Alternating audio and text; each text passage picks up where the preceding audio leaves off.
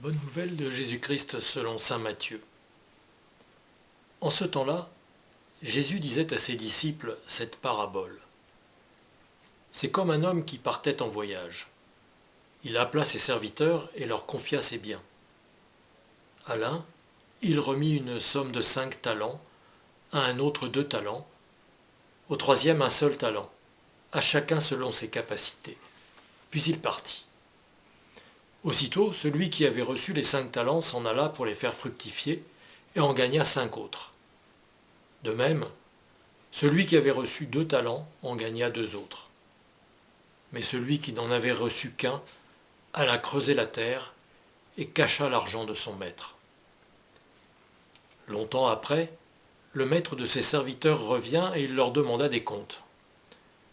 Celui qui avait reçu 5 talents s'approcha, présenta 5 autres talents et dit « Seigneur, tu m'as confié 5 talents, voilà, j'en ai gagné 5 autres. » Son maître lui déclara « Très bien, serviteur bon et fidèle, tu as été fidèle pour peu de choses, je t'en confierai beaucoup.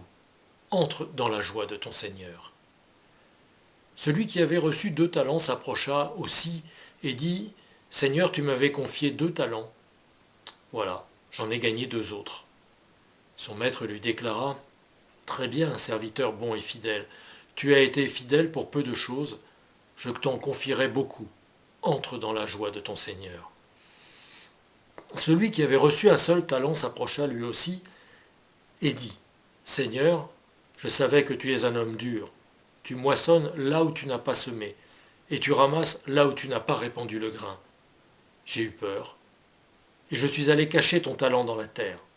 Le voici, tu as ce qui t'appartient. » Son maître lui répliqua « Serviteur mauvais et paresseux, tu savais que je moissonne là où je n'ai pas semé, que je ramasse le grain là où je ne l'ai pas répandu.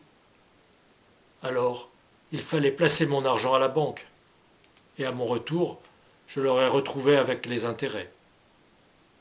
Enlevez-lui donc son talent, et donnez-le à celui qui en a 10. À celui qui a, on donnera encore, et il sera dans l'abondance. Mais celui qui n'a rien se verra enlever même ce qu'il a. Quant à ce serviteur bon à rien, jetez-le dans les ténèbres extérieures. Là, il y aura des pleurs et des grincements de dents. Acclamons la parole de Dieu.